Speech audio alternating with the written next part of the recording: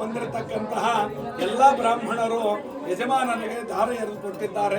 ಆ ರೀತಿದಾಯಕವಾಗಿರುವಂತಹದ್ದು ಪ್ರತಿ ವರ್ಷದಂತೆ ಈ ವರ್ಷವೂ ಕೂಡ ಮಾಡಿದ್ದಾಗಿದೆ. ಏನಪ್ಪಾ ಅಂತಂದ್ರೆ ದೈವಾಧೀನಂ ಜಗತ್ ಸರ್ವಂ ಮಂತ್ರ ದೈವೈತ ದೈವತಂ ತೇ ಮಂತ್ರ ಬ್ರಾಹ್ಮಣೋ ದೇವ ಬ್ರಾಹ್ಮಣೋ ಮಮ ದೇವತಾ ಅಂತ ಕೃಷ್ಣ ಪರಮಾತ್ಮ ಅರ್ಜುನನಿಗೆ ಹೇಳಿರುವಂತ ಮಾತು. ಇಡೀ ಜಗತ್ತೆಲ್ಲವೂ ಕೂಡ ದೇವತೆಗಳ ಅಧೀನದಲ್ಲಿದೆ.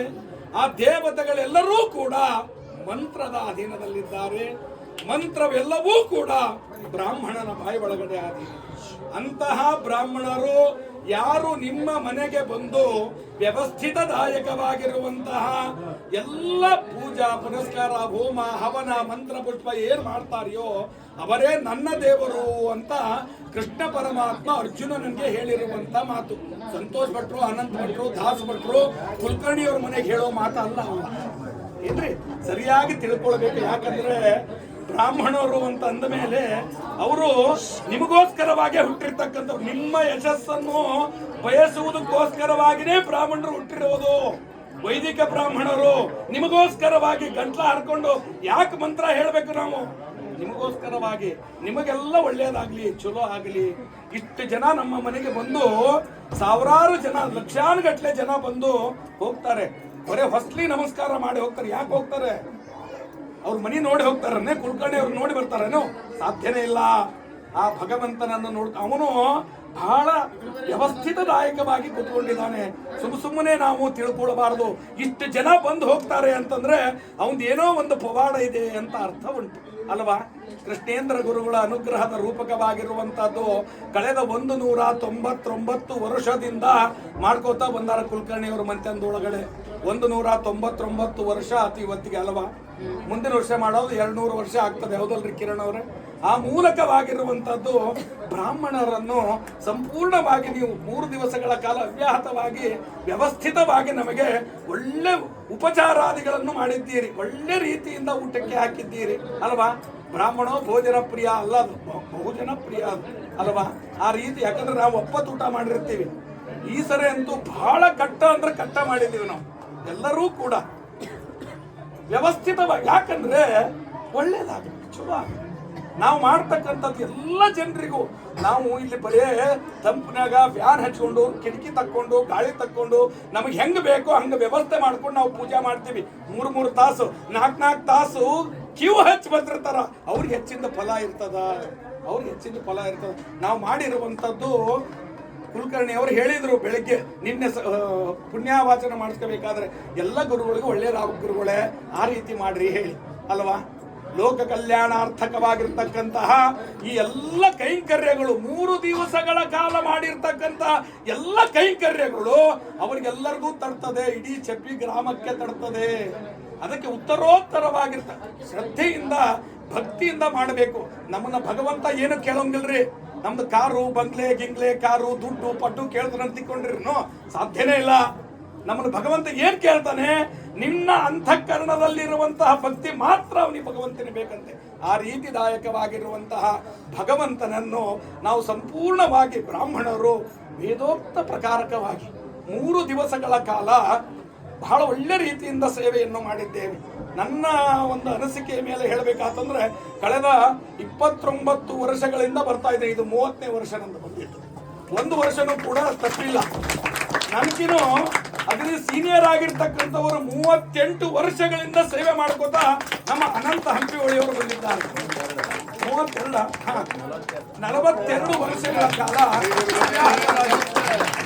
ಯಾಕಂದ್ರೆ ಈ ಮನೆತನಕ್ಕೆ ಬರಬೇಕಾತಂದ್ರೆ ಮೂಲ ಕಾರಣದಾಯಕವಾಗಿರುವಂತಹದ್ದು ವ್ಯವಸ್ಥಿತವಾಗಿ ನಮ್ಮ ಮಧುಸೂದನ ಶಾಸ್ತ್ರಿ ಹಂಪಿಗಳು ಗುರುಗಳನ್ನು ಸ್ಮರಣೆ ಮಾಡಬೇಕು. ನಾವು ಇಂಥ ಟೈಮಿನಲ್ಲಿ ಅವ್ರು ನಮ್ಮನ್ನ ಕರ್ಕೊಂಡ್ಬಂದು ಇಲ್ಲಿ ಹಚ್ಚಿ ಕುಲಕರ್ಣಿಯವ್ರ ಮನೆ ಹಿಂಗಪ್ಪ ಈ ರೀತಿ ಮಾಡಬೇಕಪ್ಪ, ಈ ರೀತಿ ಪಾರಾಯಣ ಮಾಡಬೇಕು, ಈ ರೀತಿ ವಿಸರ್ಜನೆ ಮಾಡಬೇಕು, ಈ ರೀತಿ ಕಾರ್ಯಕ್ರಮ ಮಾಡಬೇಕು ಅಂತ ಎಲ್ಲ ನಮ್ಮ ಅನಂತ ಹಂಪಿಯವರ ಗುರುಗಳು ಅಣ್ಣವರಾಗಿರ್ತಕ್ಕಂಥ ಮಧುಸೂದನ ಶಾಸ್ತ್ರಿಗಳು ಹಾಕಿಕೊಟ್ಟಂತ ಒಂದು ಸಂಪ್ರದಾಯ ನನಗಂತೂ ಅಷ್ಟಾಗಿದೆ.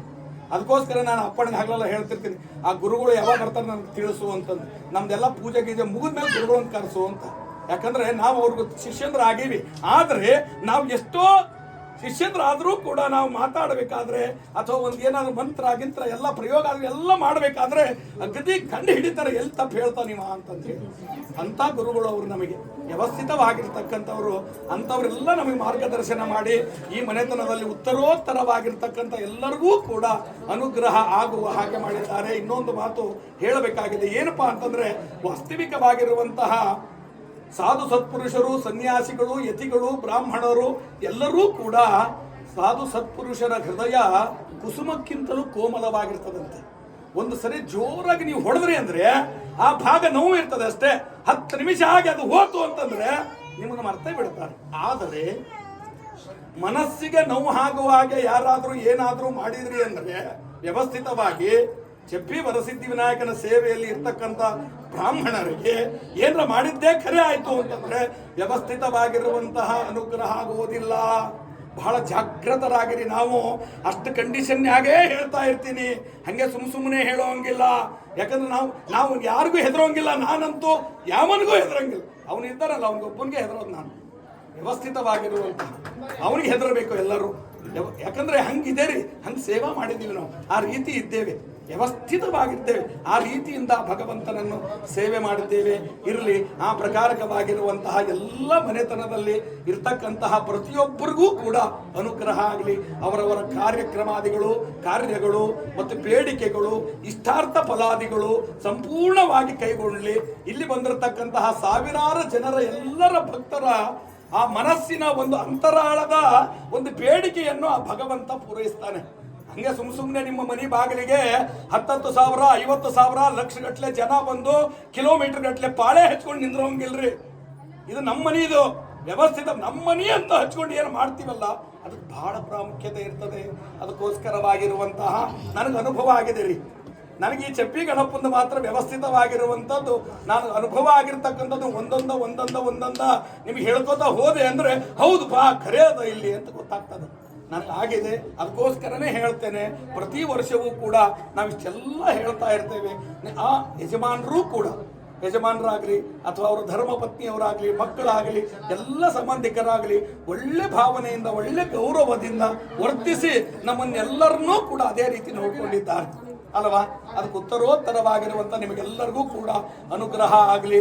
ಪ್ರತಿಯೊಬ್ಬರಿಗೂ ಕೂಡ ಆಯುಷ್ಯ, ಆರೋಗ್ಯ, ಐಶ್ವರ್ಯ, ಧನ ಪ್ರಾಪ್ತಿ ಆಗಬೇಕು. ನಮಗೇನ್ರಿ ಸಾಕಷ್ಟು ಎಲ್ಲ ಅದ. ಮೇನ್ ಇಂಪಾರ್ಟೆಂಟ್ ಏನು ಬೇಕು ನಮಗೆ? ಆರೋಗ್ಯ ಬಹಳ ಇಂಪಾರ್ಟೆಂಟ್. ಆರೋಗ್ಯ ಇತ್ತು ಅಂತಂದ್ರೆ ಅವನ ಸೇವಾ ಬೇಕಾದಂಗೆ ಮಾಡಬಹುದು ವ್ಯವಸ್ಥಿತವಾಗಿ. ಅದಕ್ಕೆ ಆರೋಗ್ಯ ಕೊಡಪ್ಪ ಅಂತ ಎಲ್ಲರಲ್ಲಿ ಕೇಳೋಣ. ಆ ಪ್ರಕಾರಕವಾಗಿರುವಂತಹ ಪ್ರತಿ ವರ್ಷದಂತೆ ಈ ವರ್ಷವೂ ಕೂಡ ಕುಲಕರ್ಣಿಯವರ ಮನೆಯಲ್ಲಿ ಮಾಡಿರ್ತಕ್ಕಂತಹ 3ನೇ ದಿವಸದ ಸಾಂಗೋಪಾಂಗವಾಗಿರ್ತಕ್ಕಂತಹ ಪೂಜೆ ಇಲ್ಲಿಗೆ ಸಮಾಪ್ತಿ ಆಗ್ತದೆ. ಮತ್ತೆ ಸಮಾಪ್ತಿ ಆಗ್ತದೆ ಅಂತ ಅಂದ ತಕ್ಷಣ ಭಟ್ರು ಇವತ್ತು ಮತ್ತೆ ಹೋಗ್ಬಿಡ್ತಾರನು ಅಂತ ಅಲ್ಲ. ರಾತ್ರಿ 3-4 ಗಂಟೆಗೆ ನಾವು ಗಣಪನ ಕಳಿಸಿ ಅಲ್ಲಿವರೆಗೂ ನಿಂತು ಅಲ್ಲಿವರೆಗೂ ವಿಸರ್ಜನೆ ಮಾಡಿ ಅವನನ್ನು ತಗೊಂಡು ಹೋಗಿ ಬಾವಿ ಒಳಗೆ ವಿಸರ್ಜನೆ ಮಾಡಿ ಬಂದು ಆಮೇಲೆ ನಾವು ನಮ್ಮ ಸ್ಥಾನಕ್ಕೆ ಹೋಗ್ತೀವಿ. ಇಷ್ಟು ಜವಾಬ್ದಾರಿ ಇರ್ತದೆ ನಮ್ಮದು. ಹಂಗೆ ಸುಮ್ಮನೆ ಇರೋಂಗಿಲ್ಲ. ಯಾವ ಭಟ್ರು ಕರೆದು ಬಂದು ಮಾಡೋಂಗಿಲ್ಲ. ನಿಮಗೆ ಇನ್ನೂ ಒಂದು ಹೇಳ್ತೀನಿ, ತಿಳ್ಕೊಳ್ರಿ. ವ್ಯವಸ್ಥಿತವಾಗಿ ಗುನು ಮಂತ್ರ ಹೇಳಿ, ತಂತ್ರ ಹೇಳಿ ಮಾಡಿ ನಿಮ್ಮ ಕಡೆಯಿಂದ ದಕ್ಷಿಣೆ ಇಸ್ಕೊಂಡು ಹೋಗ್ತಾರೆ ಅಟ್ಟ ವಿನಃ ನಾನು ಕಂಡ್ಕೊಂಡಿದ್ದೀನಿ, ನೋಡಿದ್ದೀನಿ, ಗೊತ್ತಿದೆ. ಅದಕ್ಕೋಸ್ಕರವಾಗಿರುವಂಥ ತಾವೆಲ್ಲರೂ ಕೂಡ ವ್ಯವಸ್ಥಿತವಾಗಿರುವಂಥದ್ದನ್ನು ಮಾಡಿದ್ದೀರಿ. ಅದಕ್ಕೋಸ್ಕರವಾಗಿ ನಿಮಗೆಲ್ಲರಿಗೂ ಕೂಡ ಆರೋಗ್ಯ, ಐಶ್ವರ್ಯ, ಧನ ಪ್ರಾಪ್ತಿ ಆಗಲಿ ಅಂತಂದು ಹೇಳಿ ಎಲ್ಲ ಬ್ರಾಹ್ಮಣರು ಒಮ್ಮನಸ್ಸಿನಿಂದ ನಿಮಗೆ ಆಶೀರ್ವಾದ ಮಾಡ್ತಾರೆ. ಇಂತಹ ಸುಸಂದರ್ಭದಲ್ಲಿ ಹೇಳಿರ್ತಕ್ಕಂತಹ ಯಜಮಾನರಾಗಿರ್ತಕ್ಕಂತಹ ಕುಲಕರ್ಣಿಯವರು 2 ಮಾತುಗಳನ್ನು ಆಡಬೇಕು ಅಂತ ನಮ್ಮ ಬ್ರಾಹ್ಮಣರ ಸಮಕ್ಷಮದಲ್ಲಿ ಕೇಳ್ಕೊಳ್ತಾ ಇದ್ದೇನೆ. ಹರ ನಮ